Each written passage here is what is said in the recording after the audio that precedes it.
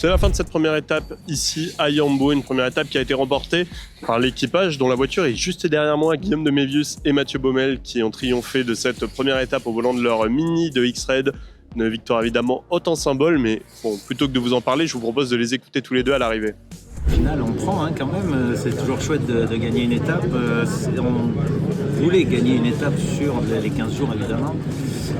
Ça arrive peut-être un peu tôt, je ne sais rien, mais voilà, ça fait toujours plaisir d'être devant, on s'est régalé en tout cas aujourd'hui. Demain, ça sera un autre exercice un peu plus compliqué, ouvrir, mais avec des pistes dans la même philosophie qu'aujourd'hui. Guillaume s'est très bien débrouillé aujourd'hui, il a évité toutes les pierres, on fait pareil demain. Exactement. C'est sûr que ça fait du bien, c'est toujours une bonne manière de commencer, c'est positif pour nous, c'est positif pour l'équipe, pour tous ceux qui ont travaillé pour être là aujourd'hui, donc ça fait du bien et comme l'a dit Mathieu, c'était pas spécialement l'objectif, on était un peu surpris à l'arrivée, mais voilà, c'est une box de cocher pour la course et maintenant on va bien faire la suite et je suis sûr que ça ira bien. Félicitations à Guillaume de Mévius et Mathieu Baumel pour cette belle victoire, tout en symbole, comme on le disait tout à l'heure, un an après l'amputation de Mathieu Baumel.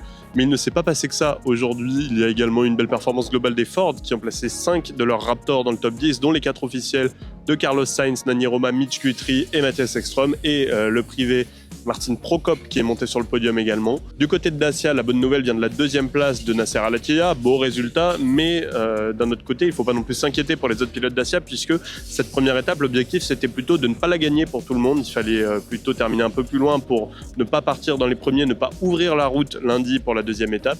Donc, contrat rempli pour Sébastien Loeb, il estimait que 7e ou 8e était la meilleure position, il a terminé 10e, donc très bonne position pour demain.